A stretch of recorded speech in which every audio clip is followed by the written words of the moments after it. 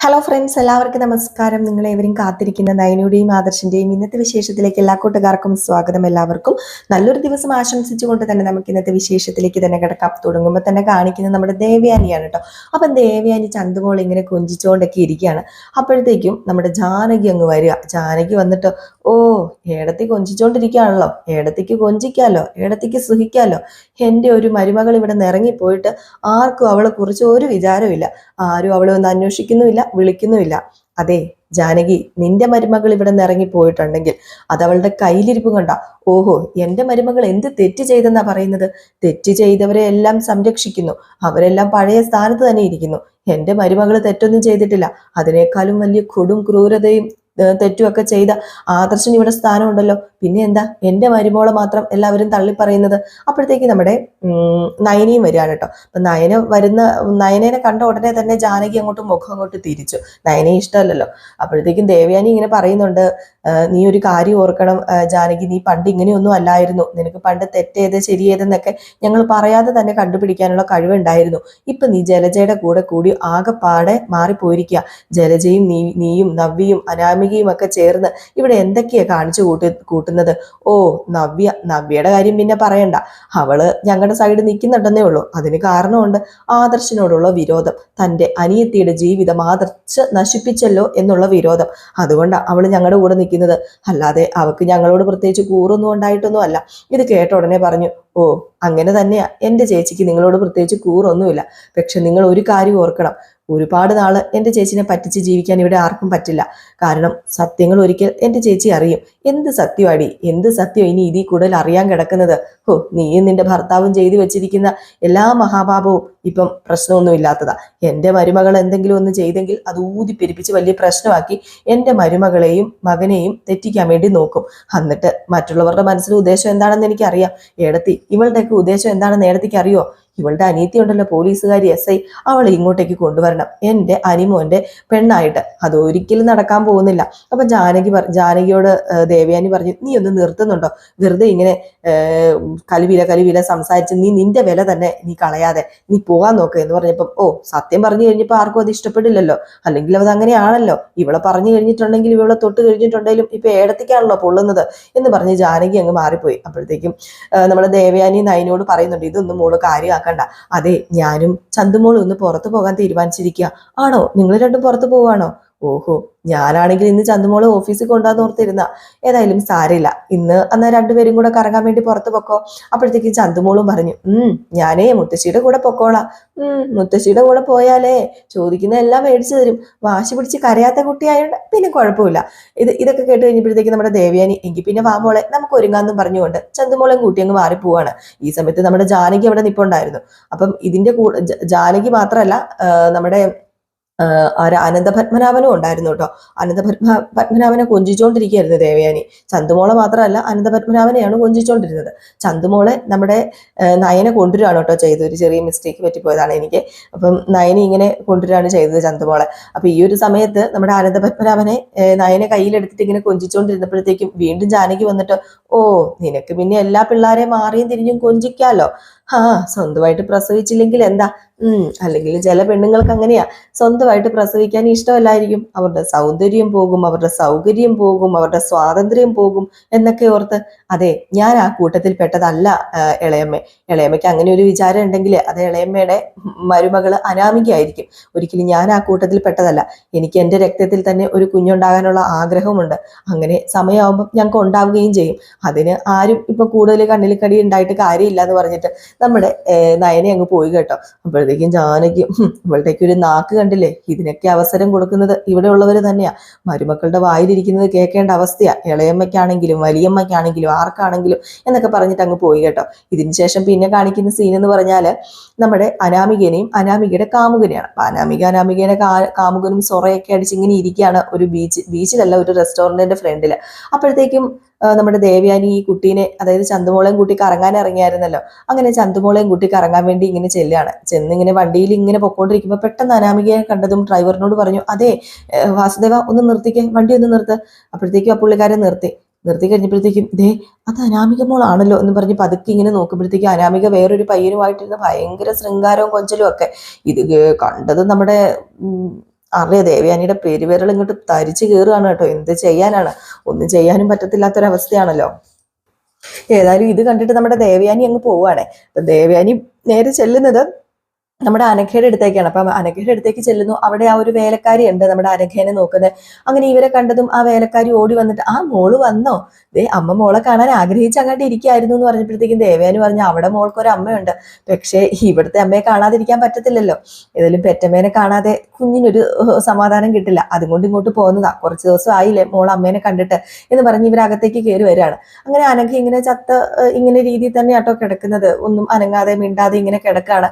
അങ്ങനെ അനഘേനെ കണ്ടതും ദേവയാനി, വിഷമിക്കൊന്നും വേണ്ടാട്ടോ, മോളെ പൊന്നു പോലെ തന്നെയാണ് ഞങ്ങൾ നോക്കുന്നത്, ഒരു വിഷമവും വേണ്ട, എന്ത് ചെയ്യാനാ, ഒരു ക്രൂരൻ അവന്റെ കുഞ്ഞായി പോയി, അതൊന്നും ഓർത്ത് ഞാൻ മോളെ വിഷമിപ്പിക്കുന്നില്ല.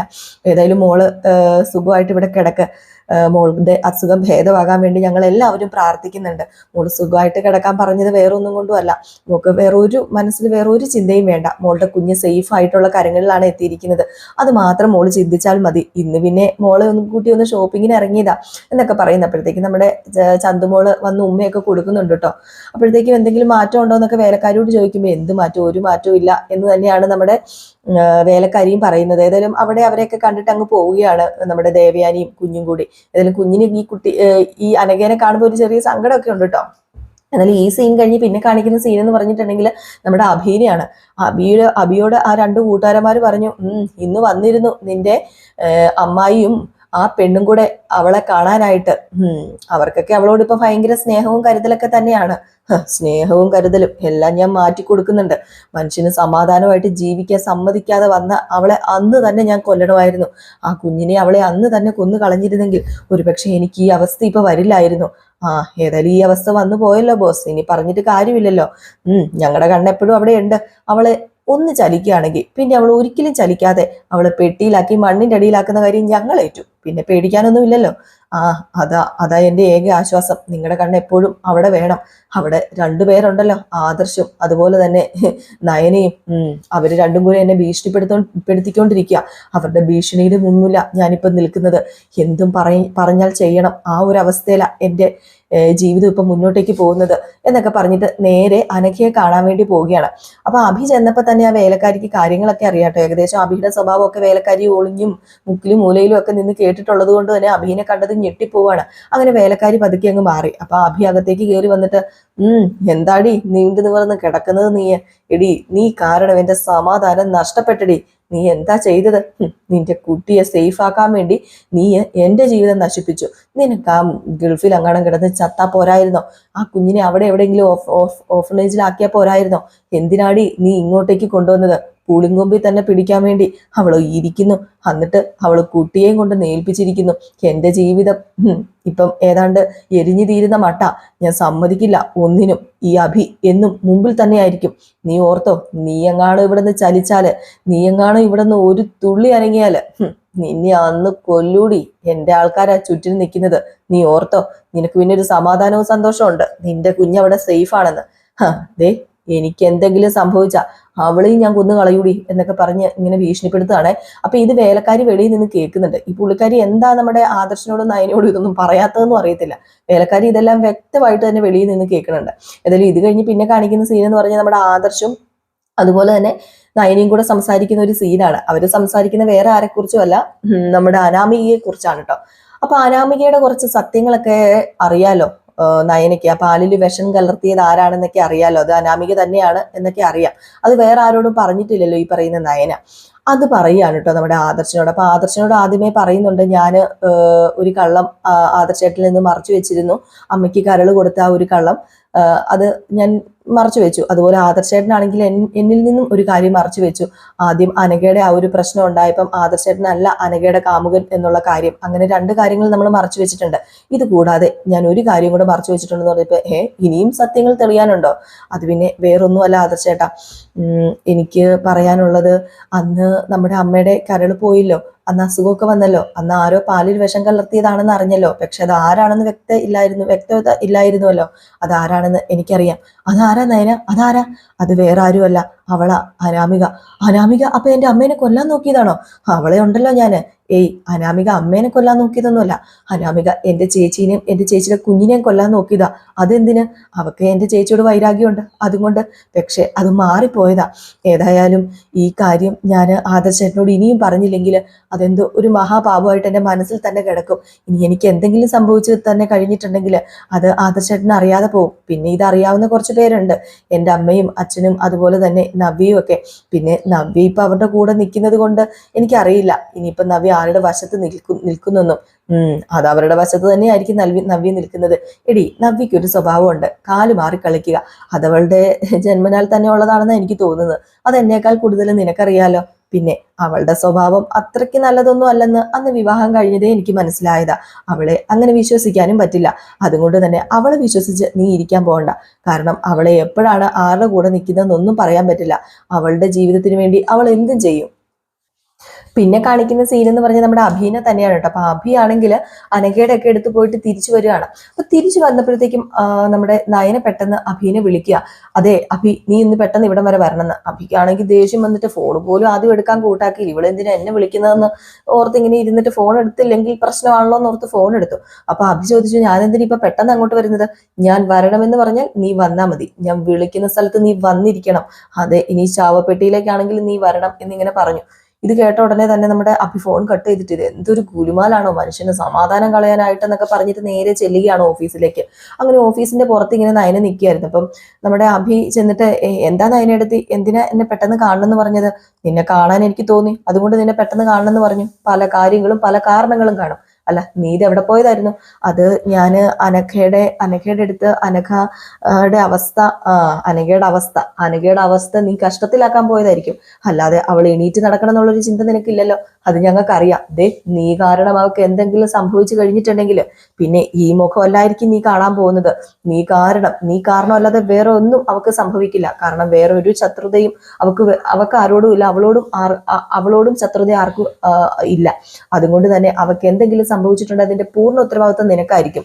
അതുകൊണ്ട് പറയാ, മര്യാദയ്ക്ക് നിന്നാൽ നിനക്ക് കൊള്ളാം. പിന്നെ അറിയാലോ, ബ്രാഞ്ച് നിന്നെ ഏൽപ്പിച്ചിട്ടുണ്ട്. അത് മര്യാദയ്ക്ക് നോക്കിയില്ല എങ്കിൽ ആ ബ്രാഞ്ചിന്റെ ചുമതലയും കൂടി നിന്നിൽ നിന്നും മാറ്റും. പിന്നെ നിന്റെ ഭാര്യനെ കൊണ്ട് ഭീഷണിപ്പെടുത്തി ബ്രാഞ്ച് മേടിപ്പിക്കാന്ന് വിചാരിച്ചിട്ടുണ്ടെങ്കിൽ അത് നടക്കാനും പോകുന്നില്ല. അത് അങ്ങനെ എന്തെങ്കിലും വിചാരം ഉണ്ടെങ്കിൽ അത് നീ മനസ്സിൽ വെച്ചിരുന്നാൽ മതി. ഒരിക്കലും അത് നടക്കില്ല. അഭിക്ക് തിരിച്ച് ഒന്നും പറയാൻ പറ്റത്തില്ലാത്തൊരവസ്ഥയിൽ നിൽക്കുകയാണ്. ഇനി അങ്ങനെ എന്തെങ്കിലും ഉണ്ടായാൽ തന്നെ നിന്നെ ജയിലിലേക്കായിരിക്കും വിടാൻ പോകുന്നത്. വേറെ ഒരു ദാക്ഷിണ്യം നോക്കില്ല, നീ പോയി ജയിലിൽ കിടക്കൂടാ എന്നിങ്ങനെ നമ്മുടെ നയന പറയാണ് കേട്ടോ. ഇതൊക്കെ കേട്ടിട്ട് പേടിച്ച് പറിച്ചിങ്ങനെ നിൽക്കുകയാണ് നമ്മുടെ അഭിയ. ഇനി ഒന്നും ചെയ്യാൻ പറ്റത്തില്ലല്ലോ എന്നൊരു അവസ്ഥയിൽ തന്നെ. അപ്പൊ ഈ ഒരു ഭാഗമൊക്കെ കാണിച്ചിട്ടാട്ടോ ഇന്നത്തെ വിശേഷം അവസാനിക്കുന്നത്. ഏതായാലും നമുക്ക് കാത്തിരുന്ന് തന്നെ കാണാം ഇനിയിപ്പോ എന്തൊക്കെയാണ് സംഭവിക്കാൻ പോകുന്നത് എന്നപ്പോ എല്ലാവരും കാത്തിരിക്കുക. പിന്നെ അതിന്റെ കൂടെ നമ്മുടെ രേവതിയുടെയും സച്ചിയുടെയും കഥ രാവിലെ തന്നെ നമ്മൾ ഇട്ടിട്ടുണ്ടായിരുന്നു. ആരെങ്കിലും കയറി കണ്ടിട്ടില്ലെങ്കിൽ ഈ വീഡിയോയുടെ താഴ്ഭാഗത്ത് തന്നെ കിടപ്പുണ്ട്, ഒന്ന് കയറി കാണുക. അതിനോടൊപ്പം നമ്മുടെ അലീനയുടെ കഥ നമ്മൾ എന്നും റിയൽ സ്റ്റോറിക്കകത്ത് ഇടുന്നുണ്ട് കേട്ടോ.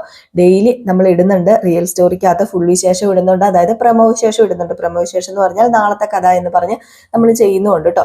പിന്നെ ഇടയ്ക്ക് നമ്മൾ അപ്കമിങ് വിശേഷവും അലീനയുടെ ഇടാറുണ്ട്. അപ്പൊ എല്ലാവർക്കും വീണ്ടും നല്ലൊരു ദിവസമൊക്കെ ആശംസിക്കുകയാണ്. പിന്നെ പുതിയൊരു ഓപ്ഷൻ വന്നിട്ടുണ്ട്, ഹൈപ്പ് എന്നത്. അത് ഞാൻ ഇടയ്ക്കിടയ്ക്ക് നിങ്ങളോട് പറയുന്നുണ്ട്. അപ്പം ആരെങ്കിലും വിട്ടു പോകുന്നുണ്ടെങ്കിൽ കമന്റ് സെക്ഷനിൽ നിങ്ങളൊന്ന് നോക്കിയാൽ മതി. അവിടെ ഹൈപ്പ് എന്നും പറഞ്ഞ് ചെയ്തിട്ടുണ്ട്.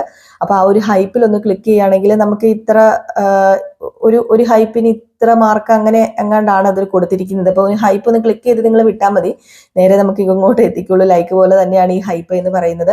നമ്മുടെ ഈ ചാനലിന്റെ എന്താ പറയാ, ഇത് കൂട്ടാൻ വേണ്ടി, വ്യൂസ് ഒക്കെ കൂട്ടാൻ വേണ്ടി ഉള്ളൊരു ഇത് തന്നെയാണ്.